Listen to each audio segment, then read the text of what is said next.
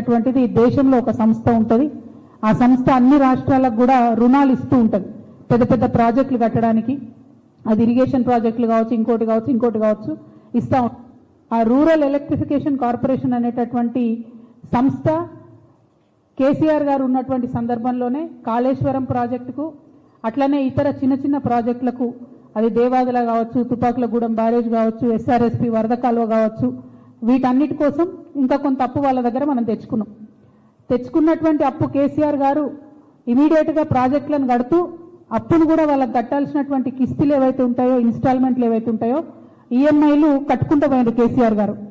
అందుకనే ఆ సంస్థ కేసీఆర్ గారికి 2022లో మనకు ఏ గ్రేడ్ ఇచ్చింది. అంటే ఎప్పటికప్పుడు అప్పు బాధ్యతాయుతంగా చెల్లిస్తున్నటువంటి రాష్ట్రాల్లో ఒకటిగా కేసీఆర్ గారు ఉన్నటువంటి సందర్భంలో ఏ గ్రేడ్ ఇచ్చింది. ఏ గ్రేడ్ సిబిల్ రేటింగ్ ఇచ్చింది కాబట్టే కేసీఆర్ గారు ప్రాజెక్టులకు కట్టాలనుకున్నప్పుడు మళ్ళా తిరిగి ఆయనకు అప్పులు పుట్టింది. మన రాష్ట్రం కూడా నంబర్ 1 స్థాయికి పోయింది. ఇక రేవంత్ రెడ్డి గారు వచ్చినాక ఏం చేసిండ్రు, అక్టోబర్ 10, 2024 నాడు ఇదే ఆర్ఈసీ సంస్థకు ఉత్తరం రాసిండ్రు. ఆ ఉత్తరంలో కేసీఆర్ గారిని బాగా పొగిడిండ్రు.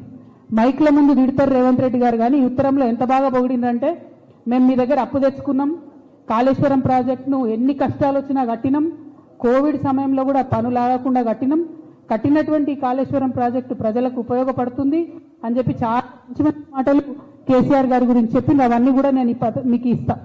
అయితే ఇందులో రేవంత్ రెడ్డి గారు ఏం అడుగుతారు అని అంటే, మన రామకృష్ణారావు గారు రాసిన ఉత్తరం ఆర్ఈసీకి లోన్ని రీస్ట్రక్చర్ చేయండి అని అడిగింది. కేసీఆర్ గారేమో కాళేశ్వరంకు తెచ్చినటువంటి లోను 2035 కల్లా ఫినిష్ చేద్దామంటే, రేవంత్ రెడ్డి గారు 2040 వరకు కట్టుకుంటూ పోతాం, ఈ లోన్ను మాకు ఎక్స్టెండ్ చేయండి అని మొదటి ఉత్తరం రాసిండ్రు. తర్వాత వాళ్ళు మళ్ళా రిప్లై రాసిండ్రు, మేము మీకు లోను పెంచలేము, మీకు 2035 లోపలనే మీరు ఫినిష్ చేసుకోవాలి, మీరు కట్టాల్సినటువంటి కిస్తీలని టైంకి కట్టాలి అని చెప్తూ రాస్తూ వాళ్ళు ఒక అలిగేషన్ చేస్తారు. ఏమనంటే, గత 3 నెలలుగా, అంటే ఇది 2024లో వచ్చినటువంటి ఉత్తరం, జరుగుతున్నటువంటి ప్రతి ఉత్తరాల్లో వాళ్ళు ఏమంటారంటే, మీరు డెట్ సర్వీసింగ్లో కన్సిస్టెంట్ డిఫాల్ట్ చేస్తున్నారు, అంటే మీరు కట్టాల్సింది కడతలేరు, 3 నెలలుగా కట్టాల్సింది కడతలేరు, ఆర్బీఐలో ఒక్క రోజు లేట్ అయినా కూడా మా సంస్థకు చెడ్డ పేరు వస్తుంది, కాబట్టి మీరు తక్షణమే అప్పు చెల్లించండి అని చెప్పి వాళ్ళు నవంబర్ 2024లో రాసిండ్రు. రాస్తే కూడా రాష్ట్ర ప్రభుత్వం చీమగుట్టినట్టు కూడా లేకుండా కాళేశ్వరం ప్రాజెక్ట్ని కంప్లీట్గా ఒక నాన్ పెర్ఫార్మింగ్ అసెట్గా మార్చాలని చెప్పి వాళ్ళు విస్మరించిండ్రు. ఉత్తర ప్రత్యుత్తరాలు జరుగుతూనే ఉన్నాయి మొత్తం సంవత్సర కాలంగా. ఇవాళ మొన్న 20 రోజుల కింద జూన్ 6 నాడు ఆ సంస్థ మళ్ళా ఉత్తరం రాసింది రాష్ట్ర ప్రభుత్వానికి.